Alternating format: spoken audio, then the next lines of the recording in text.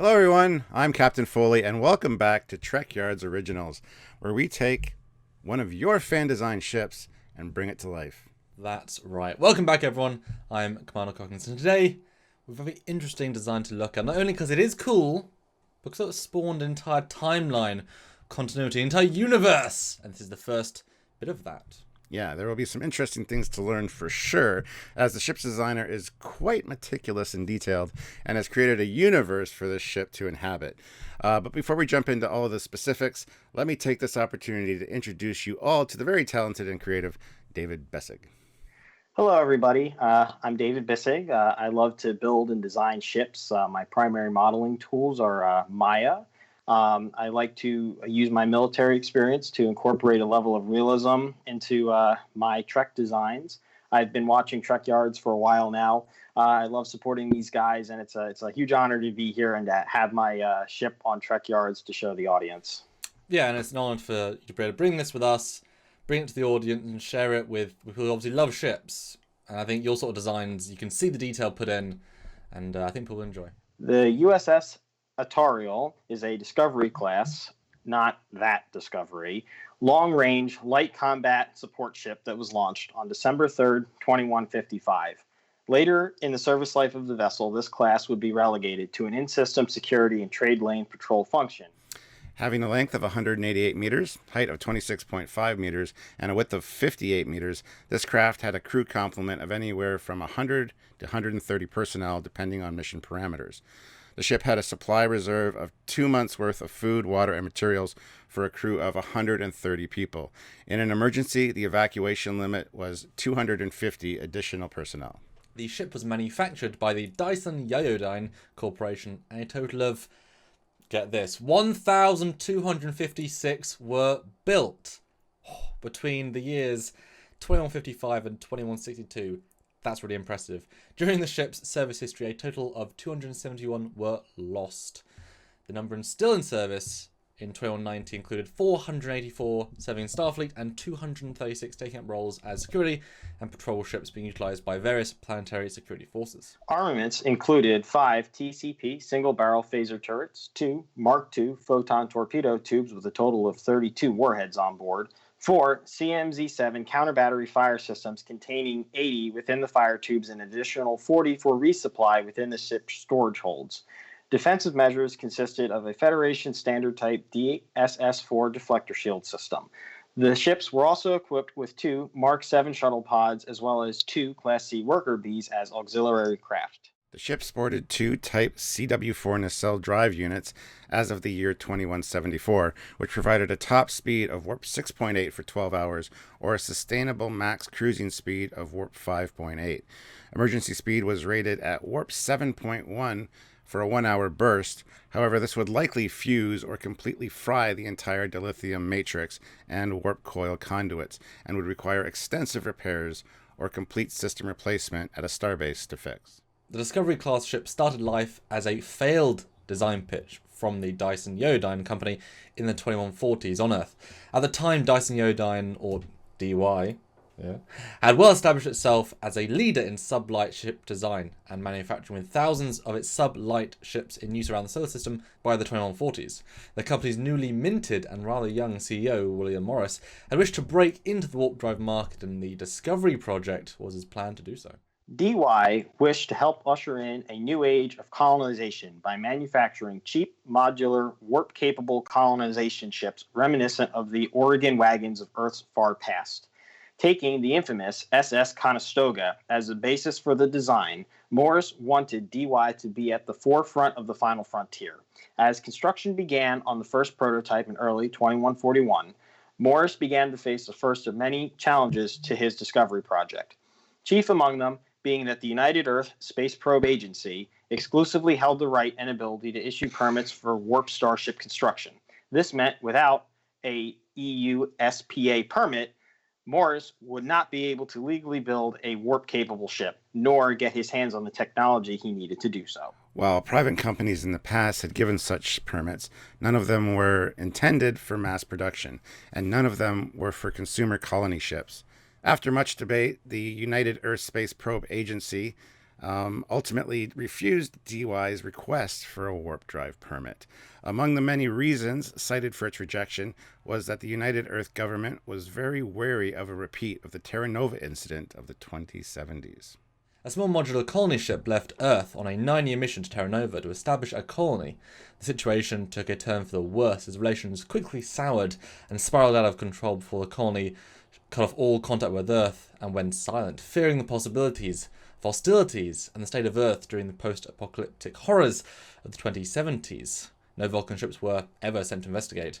It was only later in 2151 that the NX-01 SS Enterprise made contact and discovered the colony's grim fate. The Discovery project was shelved in 2142 with only one completed prototype which did not have an active warp drive installed. William Morris would continue to lead DY, pursuing other goals into the later 2140s, most notably establishing the first beyond Earth orbital dry docks for construction of government-owned warp ships around Mars in 2145, which would later become known as the Utopia Planitia Fleet Yards. On May 18th, 2155, everything changed with the Romulan attacks on Starbase 1 in the Algernon system. Following the declaration of a state of emergency, all major shipbuilders were called to an emergency meeting at Starfleet headquarters in San Francisco, Earth. The mission was simple. Starfleet needed hundreds of ships, the means to build them, and they needed them right now. William Morris, along with the CEOs of many other companies, was asked to chair the United Earth Emergency Construction Board, or the UEECB. While urgent recruitment needs were set out by Starfleet, the UEECB set about building new and expanding old production facilities. DY stated that any able-bodied persons over the age of 18 were able to apply to join the company and would be fast-tracked in a 3-week training program on whatever job they selected. Over the next several months, new training and construction facilities popped up all over the planet, and hundreds of thousands of volunteers joined to fill them. The need for warp drive permits was waived, and the various companies were asked by Starfleet Command's Board of Engineering to submit designs for new ships within 30 days for approval and rapid development. Now, 1 week later, DY handed an updated and retrofitted design of the Discovery project to Starfleet. The pitch was a lightweight, fast, modular, and easy-to-construct ship that already had a prototype and could be mass-produced using existing DY infrastructure. Several days later, Starfleet gave DY the green light, and the first of the 3 prototypes were in space 28 days later. After weeks of tests and experimentation, the Discovery class was rushed into mass production with both planet-side and orbital facilities working around the clock. At the peak of its production run in 2157, DY was producing 49 new ships a month of this class. At launch, the Discovery class had no shields, only polarized hull plating. With the signing of the Treaty of Asmatar in 2156 between the coalition worlds, superior Andorian weapons and Vulcan-designed shielding systems began to be introduced to Earth ships. New alloys and metals supplied by the Tellarites also began to work their way into Earth ships to improve hull strength and durability. During the war, many such modifications were added to the Discovery class, which it was well suited for, being modular in nature from the get-go. Additionally, the need for escape pods was rectified by making both the bridge module and the 2 forward cargo bays detachable from the main ship. To maximise space, the cargo bays were bisected by reversed gravity plates to ensure maximum floor space usability and personal space in the case of evacuation. In this case, the forward phaser bank modules would also detach from the cargo bays. They would contain a very limited compatibility in the event of separation, and the phaser battery could be retracted and opened as an airlock for crew to rescue. To protect the deflector dish before shields were added, a nose cone made of special transradial metals was added which permitted the functional use of the deflector dish while keeping it protected behind a metal shell. The deflector was specially designed to work in concert with this transradial metal, which resulted in it needing to remain part of the design.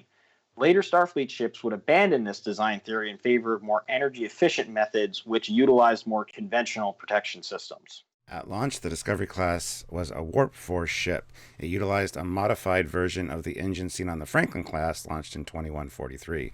The NX's Warp 5 engine was too large, and a smaller version would not be designed and successfully tested until late 2156. Between late 2157 and 2159, the new smaller Warp 5 engines made their way into the Discovery class, and with some wartime field modifications added, many ships were able to push Warp 5.8 by the end of the war. As with the weapons and shields, technology from the Vulcans, Andorians, Tellarites, and Denobulans found their way into the warp drive systems. In the late 2160s, the Discovery was fitted with Warp 6.5 engine using Earth-designed nacelles, with the race's technologies crammed in to make it all work. Again, with later modifications, these ships are able to push the edge of Warp 7 to meet Starfleet's post-war mandate of having a full Warp 7 capable fleet. Following the Romulan War, more standardized shielding and weapon systems were introduced, which would be designed from the ground up as a joint species effort. Improvements were made to the sensors, and the ship's impulse engines received a major post-war overhaul to best serve as a patrol and interdiction vessel inside solar systems and trade lanes. The Discovery class was the fastest impulse engine ever placed into service by Starfleet, no doubt a callback to DY's legacy of sublight design supremacy. Additionally, a new and improved subspace communication system was added. It provided a means for Discovery ships on long and distant patrols of the neutral zone to remain in constant contact with Starfleet. If contact was broken, it was assumed to be a Romulan attack, and reinforcements would be sent. This was critical as the space was simply too vast for the limited number of major capital ships to be able to patrol. While Starfleet worked on the construction of permanent bases to monitor the neutral zone, the many more numerous light patrol ships would secure the spaces in between, while the larger, more powerful ships remained strategically positioned to respond to Romulan aggression. DY's production run of new hulls came to an end in 2162, as Starfleet set its sight on the new Javelus-class patrol ship, the Federation's first joint species design vessel. Despite this, the Discovery class remained a workhorse of the fleet for decades after the end of production. Many were transferred from maritime patrol back into frontline combat duty following the outbreak of the Federation-Kzinti War in 2177. During this latest conflict, the Discovery would once again receive a round of updates, most notably on the ship's underside with the introduction of anti-gravity repulsor lift systems. For a time, many military figures believed transporting would be the future of invasions and the movement of troops between ships and planets. In peacetime, this proved to be true. However, in war, it proved to be a dangerous way of thinking. The introduction of both transporter jamming, which simply blocked beaming, and worse yet, transporter disruptors, which would scramble and destroy any beam patterns it came in contact with, proved the need for large-scale capability for movement of supplies, personnel, and material from orbit to planetside. The Discovery class's modular design proved well suited for this new need. It could act as a medium-weight transport and a ground support ship with limited modifications required. To further this, new defensive countermeasure systems came into use that were rapidly finding their way onto all Starfleet ships, including the Discovery class. One such system was the CMZ-7 counter-battery fire system, which fired a multi-use warhead from a mounted battery rack. The warheads were stored in racks placed strategically around the ship to allow for the near instantaneous fire of dozens of warheads should the need arise. A single launch point was deemed not fast enough in such life or death situations. As the war went on, the CMZ-7 proved to be a real game changer in the realm of space combat. The Kzinti had an affinity for drones and long-range missile systems, which could be fired and deployed in huge bulks. This meant a high likelihood that any Federation ship would likely be receiving far more fire than it could dish out in return. Thus, this fact resulted in a new focus on defensive countermeasures and the arrival of the CMZ-7 system. The CMZ-7 was designed as an all-purpose defensive munition that could counter various types of attacks. In the event of a phasal energy weapon attack, the CMZ-7 would explode in a vast cloud of theta radiation ionized particles that were able to significantly disrupt both energy beams and targeting sensors. This smokescreen also unfortunately worked both ways. Once such a cloud of dead space was deployed, it would also blind the ship which deployed it and prevent it from firing through the cloud. In the event of a missile or torpedo barrage, the CMZ-7 could be set to explode in a multi-fragmentation pattern of shrapnel that would hit incoming weapons with great kinetic energy force. The CMZ-7s could also be set to act as a decoy, sending off false warp core or ship signatures to confuse enemy targeting sensors. Later, more powerful CMZ systems would also include EMP pulse warheads for the disabling of ships, sonic pulse munitions that were designed to impact the hull of a ship and stun the crew inside, and experiments were done to place micro-wide beam tractor beams with the intent for them to lock onto and alter the course of incoming munitions or small craft away from their intended targets. Some Discovery-class ships were outfitted with special front-mounted tractor beams later in their service time to better serve as trade lane security and lane interdiction units. This would be useful to hold vessels in place while routine searches were conducted or in the apprehension of dangerous small craft. should less than lethal methods fail. The Discovery class also had the ability to tie its rear-mounted phaser banks directly into the warp core, which, at the risk of damaging the phasers, could give a needed one-time extremely powerful blast that enemy ships would not be expecting. This became known as the Reed Maneuver, following tales of Lieutenant Malcolm Reed aboard the NX-01 when he accidentally did something very similar during a weapons test in 2151. It can proudly state it outlived all of its Romulan War peers, as it was the only ship of the era to maintain active Starfleet service, a fact which is greatly attributed to the steadfast and practical modular design by William Morris. As time and technology move on, there's only so much a frame from the 2150s can actually handle. After 40 years of innovation and improvement, many of Starfleet's current captains held their first command on the bridge of one of these ships, a fact which will not be soon forgotten in the annals of history and the bibliographies for years to come. Currently, Starfleet plans to retire the remaining 484 Discovery-class ships from active service by the end of 2194.